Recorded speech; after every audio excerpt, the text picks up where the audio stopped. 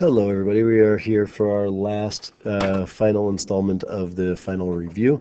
This is the most recent stuff that we did, so you should be most prepared for this, but here we go. We're going to talk about these. So we have a 25.5 foot ladder here that rests against the house, and it is 24.1 feet high, reaching up, and the goal is, in order for this to happen, to one decimal place, how far is the ladder from the base of the house? That's what they're asking. Well, I'm looking at this. I know the house should be at a right angle to the ground, so I'm going to go through. I have the hypotenuse, and I have one of the legs, and so the x is the other leg. So I am going to set up Pythagorean theorem for this: x squared plus 24.1 squared, and that's a 4. My 4s and 9s tend to blend together here. 24.1, and then 24.1 equals 25.5 squared. And we always know the hypotenuse is what we're equal to.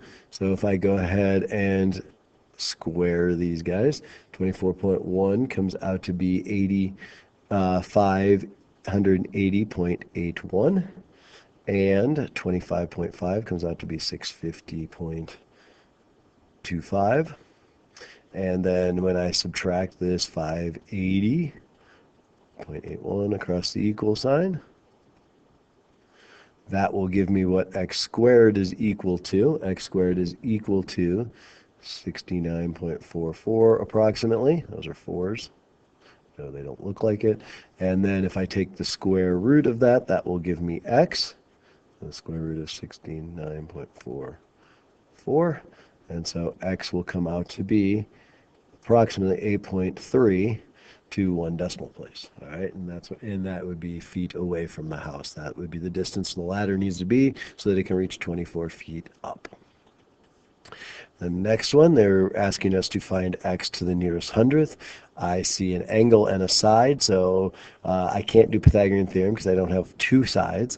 And so when I see an angle and a side, I start thinking about trig. And so I need to figure out which trig function I'm using. And in relationship to this 33-degree angle right here, I have the side furthest away, which we call the opposite. That's the opposite side. And we have the side opposite the right angle, which we call the hypotenuse.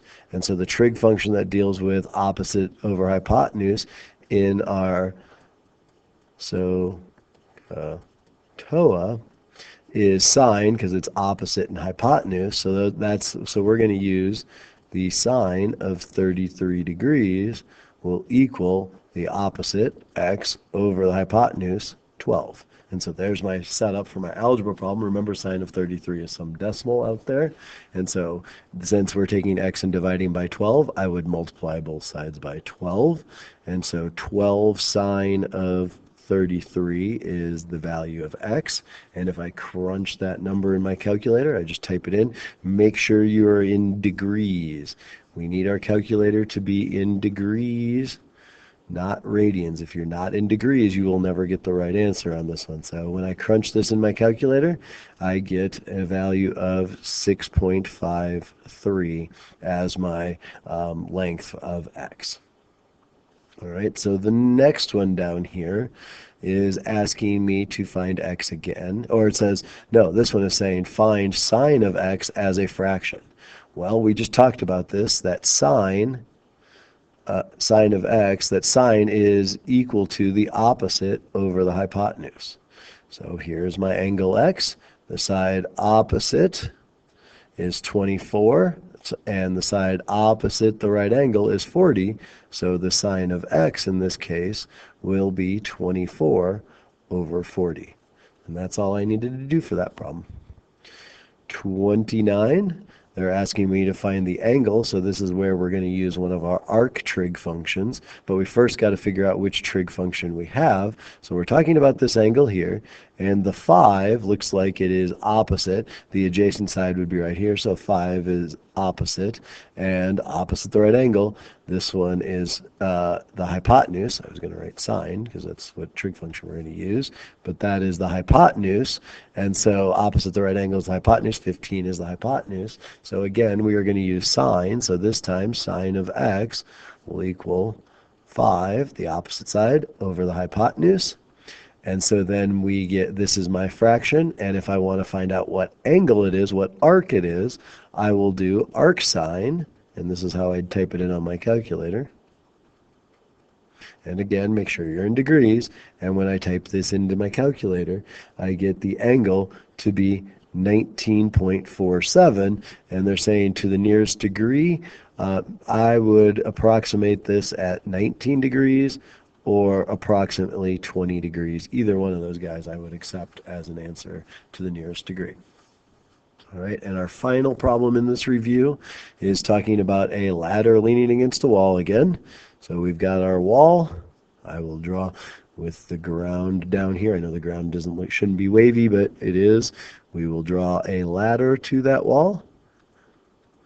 There's my ladder. I know it's hard to see, it's starting to get really close. So then we have that the angle of elevation, so from the horizontal line, which would be down here, would be looking up, would be 74 degrees.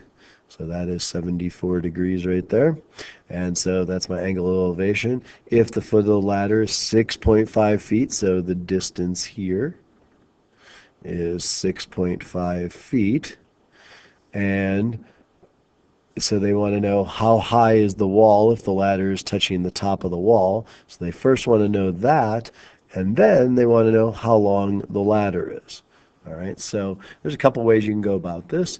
If I want, first I'm going to find x. So I'm going to find x by doing a trig function on this, and you'll notice from the 74 degrees I have the opposite side.